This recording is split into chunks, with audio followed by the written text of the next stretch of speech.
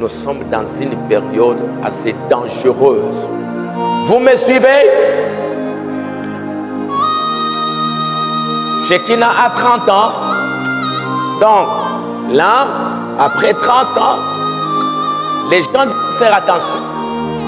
Et vous qui êtes là, qui êtes les jeunes, qui ont 17 ans, 20 ans, 30 ans, 40 ans, ainsi de suite, et tous là, vous allez encore survivre, peut-être encore 20 ans, vous êtes encore là sur la terre.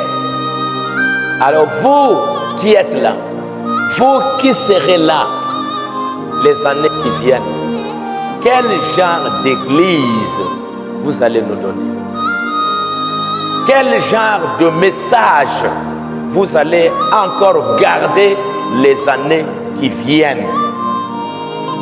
Vous avez cru, et vous devriez savoir, comme Jésus a demandé aux apôtres, qu'êtes-vous allé voir là-bas? Un roseau agité par le vent? Est-ce que vous avez cru en Jésus-Christ? Ou bien vous avez juste suivi papa et maman? Est-ce que vous-même, aujourd'hui, à l'âge de 32 ans, est-ce que vous avez vous-même un témoignage de votre vie? Est-ce que vous avez un témoignage de votre foi?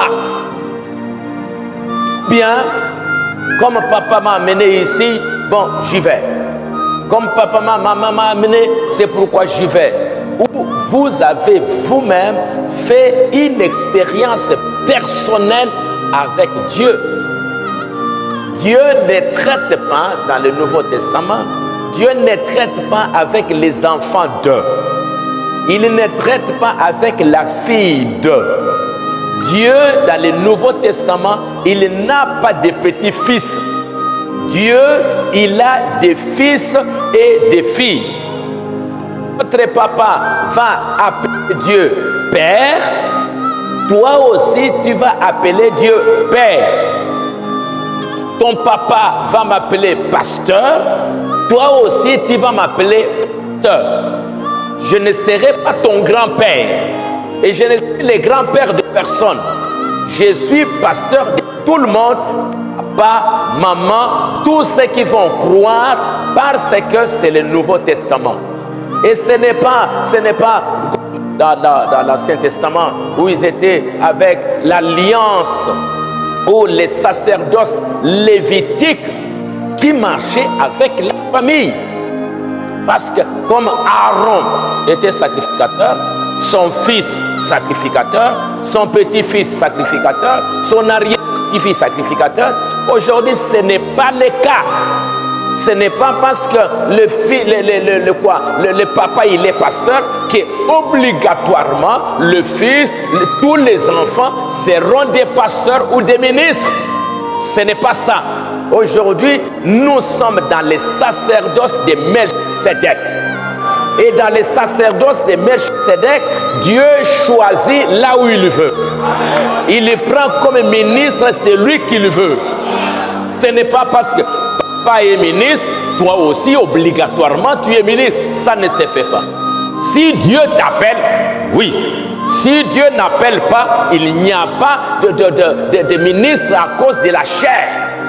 Vous me suivez? C'est pour cela qu'aujourd'hui, vous êtes aujourd'hui des fils de Dieu. Vous l'êtes parce que votre papa venait à l'église, votre maman venait à l'église, ou bien qu'aujourd'hui, vous avez votre propre témoignage. Vous avez aujourd'hui votre propre expérience.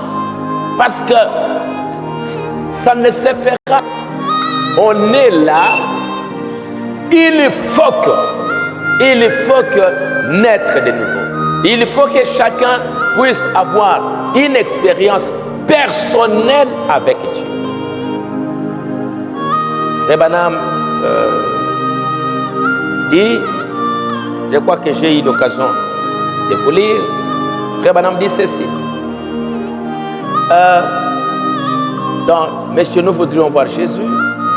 Il dit, paragraphe 46. Maman, aujourd'hui par exemple, vous allez dire, maman était membre de l'église méthodiste, il était membre de l'église baptiste, Il était membre de l'église pentecôtiste. Je suis baptiste de naissance ou presbytérien. Ça, c'est un petit-fils. Dieu n'a pas de petit-fils. Tous sont fils et des filles.